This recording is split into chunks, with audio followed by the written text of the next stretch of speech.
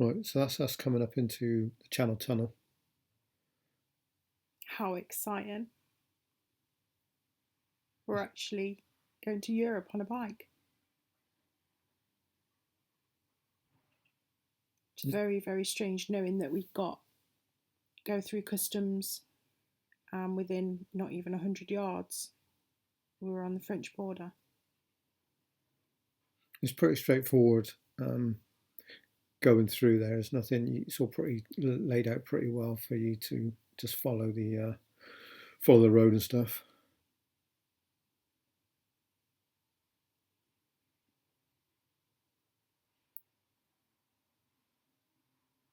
I think this was the checkout. We went up to the self-service checkout, so you just key in a code that you're given, The booking code. and that's us waiting to get on the train. Very strange. Didn't seem to take as long as what we thought it would. Or was that because we was preoccupied?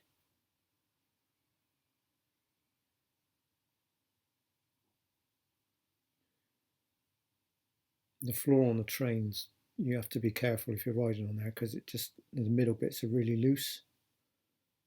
So you've got to stick to one side or the other. If you can see there, you can see there's a metal strip down the middle, and they are loose. And they want you to park at a 45-degree angle.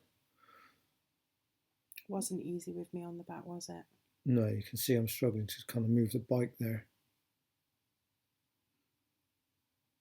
because there's not a lot of room to get the bike in at a 45-degree angle.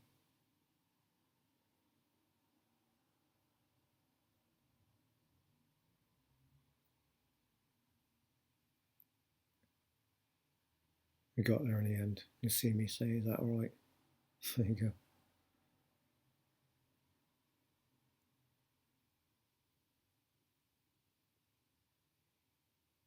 Also, have your white ticket. Most of them should go in a car on your review mirror, but obviously we're on a bike, so it was so much easier keeping that ticket in my hand just to show people as we were going round. Because they do need your letter and number off of that to see when you can get on the train.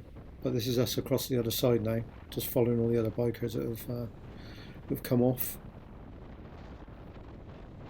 It doesn't take too long to get used to riding on the right. There were a lot of bikers though, weren't there? There was quite a few. I think we were before we got on the train. There was must have been a group of about 50, I think. Yeah, yeah, there was a lot. But no hassle getting on, no hassle getting off. Yeah, it's nice and easy. Just have to remember and change the speedo to kilometres. Because apparently the French are really strict on speed limits.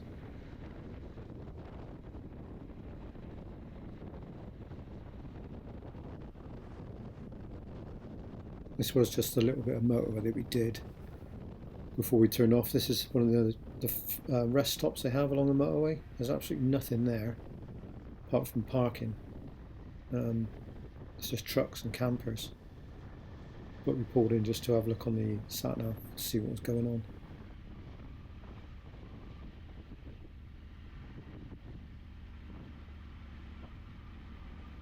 So that's the lorry park on the left.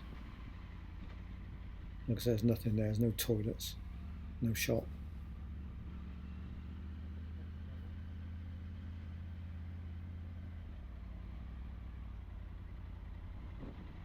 Yeah, it was a little bit strange, wasn't it, at first? It was weird.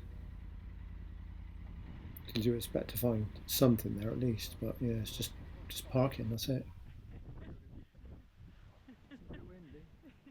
And there we are in sunny Dunkirk. Over in Dunkirk.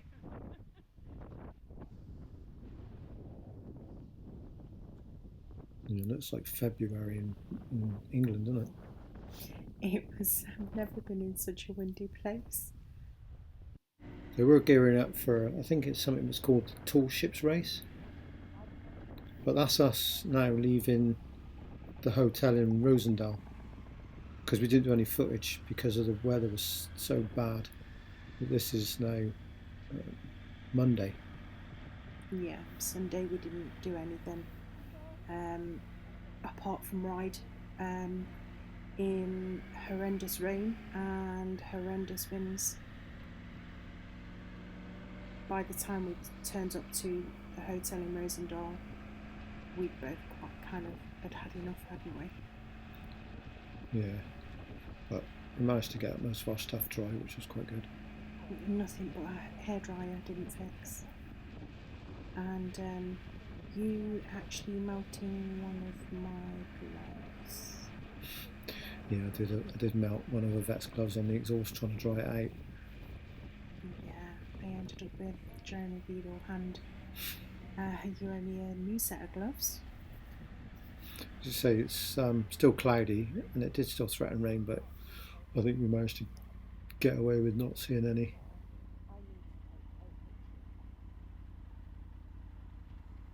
And there's a MacArthur Glen. Yeah, I thought that was just on a UK thing, but apparently not. We didn't go because we couldn't fit anything else in the bag.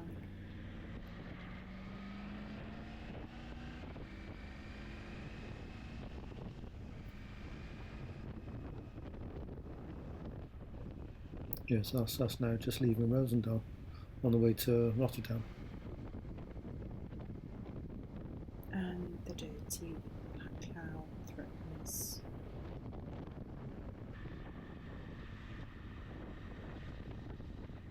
There's some lovely little villages that we kind of rode through. And they're just the amount of cars, it was just none around. Just seemed really quiet all the time.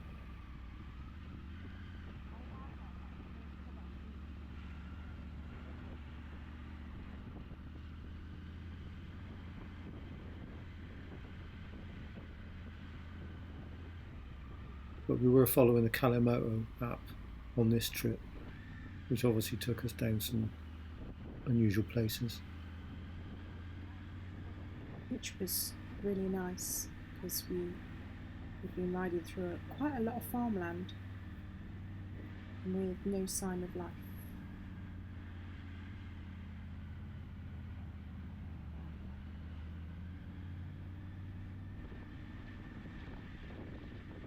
Beautiful buildings.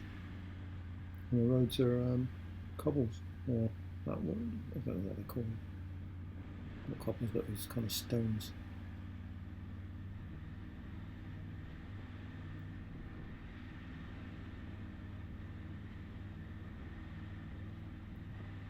Beautiful church ahead. And again, this place seemed to be setting up for, not sure whether it was a market or something music based.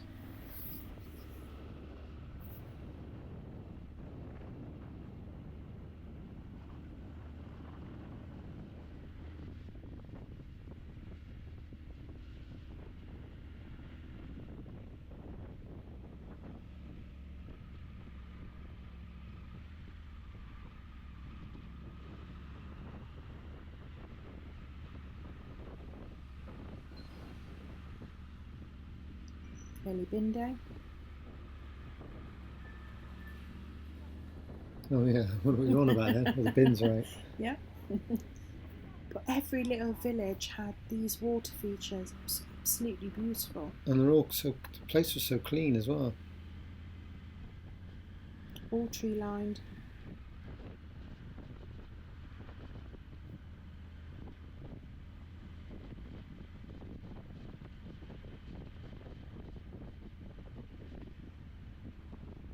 And big watch out, these bumps.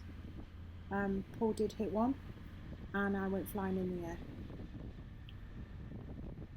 It did bottom suspension out at one point. Yeah. I felt it. Well, this is us going across the lift bridge, I guess.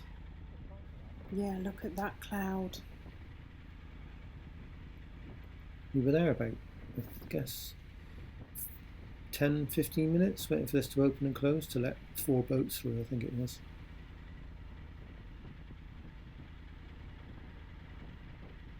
So it just seemed to take ages to lift up. It didn't seem to take that long coming back down though, did it? No. But this thing was huge.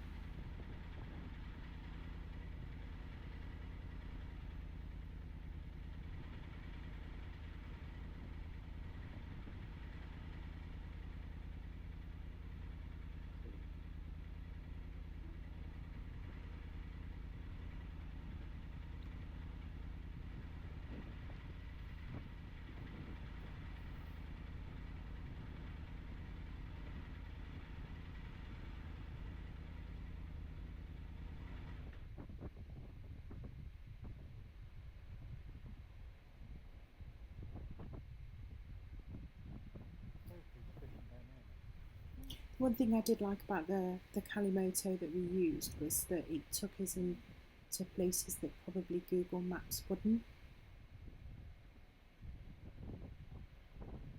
Would we have seen this if we'd have gone on Google Maps? No, because I think Google Maps tried to take us, or would have taken us on the main roads. I know this looks like a main road, but this actually a two-way street. This what we're sat on at the minute. Yeah, we forgot, didn't we, at one point? Yeah. But I do like how these little roads run alongside the motorways.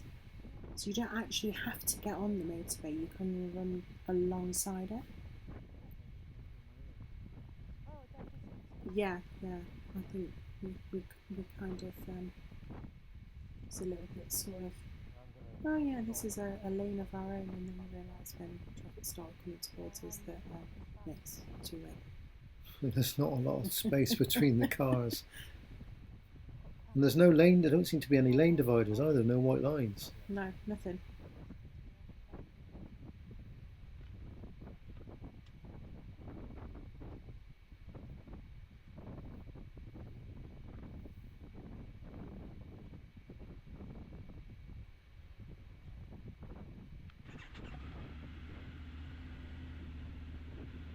But it was still really windy.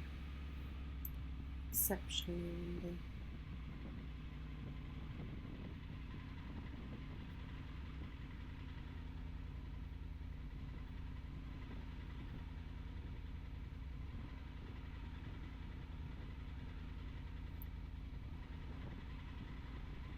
This did cause quite a tailback going back along the motorway and on the opposite side as well, just for 4 little yachts to go through. And I was just checking to see whether Paul had enough there.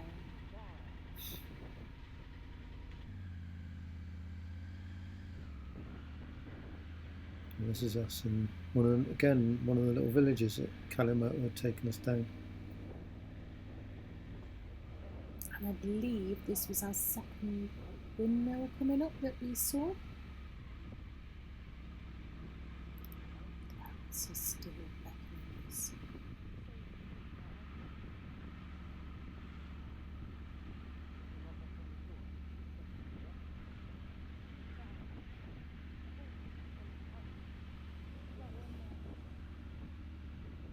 There it is.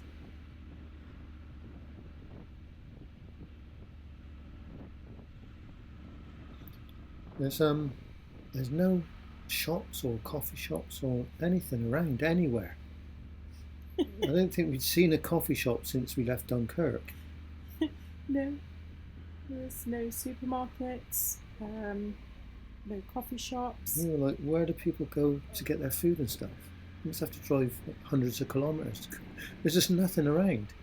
We're like, oh, we'll stop up and have some coffee somewhere, and we just like never found anywhere. Yeah, it was it's a little bit surreal, wasn't it? Yeah, it was weird.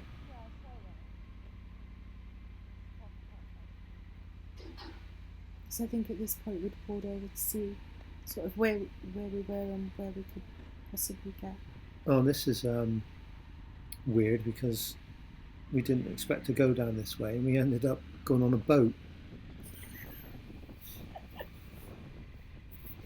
We were like, oh, let's just go with it and see what happens.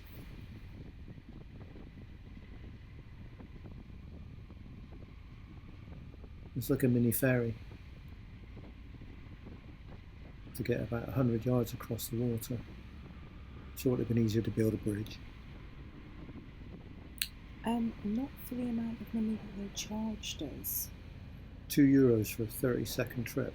€2.40. Oh, was it 240? It was €2.40. And we're physically not on the boat for 2 minutes, as you can see. I think this is us coming into the outskirts of Rotterdam. I think we're still about 15 kilometres from where we were staying. So it's where it starts to get a little bit busy on the roads. And a little bit confusing as well. Yeah, Slightly. it does take a while to get used to kind of like where you think you need to go. You kind of have to either watch where the cars are going, or like really concentrate on where you think you should be going, because some of the intersections or chain junctions are quite confusing, because there just seem to be a load of roads all going off in different directions. And if you notice the traffic lights, there's no amber either. It just goes from red straight to green. That caught us out a few times, didn't it? Yeah, oh, there we go.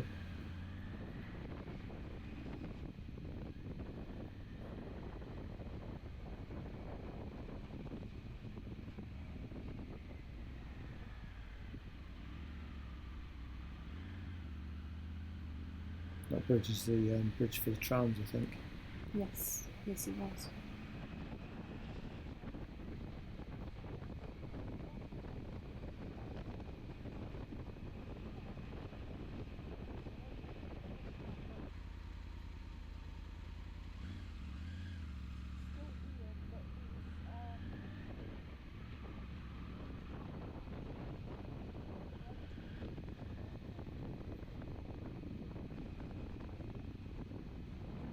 And at those big junctions, it was always making sure that we was going on to the right-hand side and not onto the left-hand side. Yes. And I think you handled it really well. There's a couple of occasions where I'm like, oh my god, I'm on the right side of the road. Yeah, but yeah, you've amazed me on how you've got us here. It's been okay. It's been great. We've had one hairy moment. Or should I say we've had one hairy day, really. And that was when it threw it down. The whole day. But yeah, this is kind of just the last stretch. Oh, this bridge. The wind on this bridge was so bad. I think at one point the bike was at 45 degrees coming across it. Yeah, and I think at one point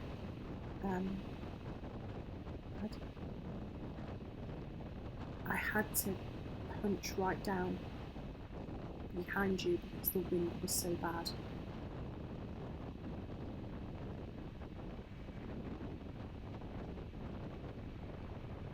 I noticed you just went for it to get us across the bridge.